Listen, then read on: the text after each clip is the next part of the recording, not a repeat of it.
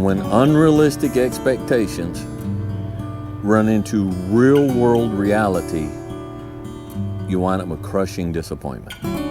Now, much of our emotional turmoil in life is brought about by disappointments.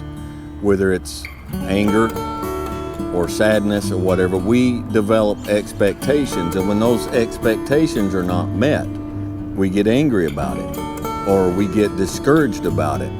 When I approached manhood and I moved into manhood, there were things that I just absolutely 100% would not do because I wasn't going to be that guy.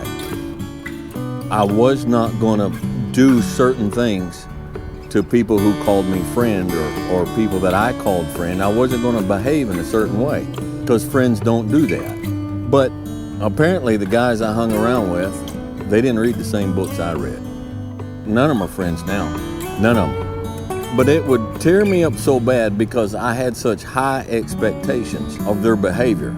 I expected that anybody who called me friend, I expected they were going to treat me the same way that I treated them. Real world doesn't follow along the path of expectations. People do not follow along the path of expectations. If you want to cut down on the disappointments in your life, just take a step back, take a deep breath, and temper your expectations. Because life is life, and people are people. And if you approach a new friendship, a new relationship, and you have no expectations, then when it falls apart, you have no disappointments. You approach a new job, it's like, this job is a means to buy groceries. And that's all I expect from it. I expect a paycheck. I do not expect fulfillment. I do not expect to find my destiny.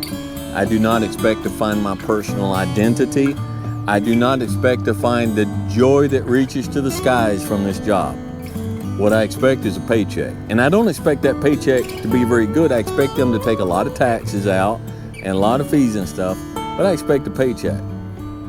And then if you get a little bit more from that, if you make good friends there, if you find fulfillment in your work, if you find how you want to spend the rest of your life, then you're pleasantly surprised. But if you walk into it expecting Hollywood, if you approach life like it's a Hallmark movie, then your life is going to be one great, big, giant disappointment. So just stop expecting so much. The adventure is seeing what is around the corner, what is over the hill, what is around the bend.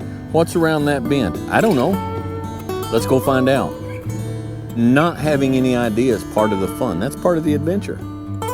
The adventure is climbing the hill to see what's on the other side, not sitting on this side, making up what is going to be on the other side, and then going over hill to see if what you made up in your mind is actually there.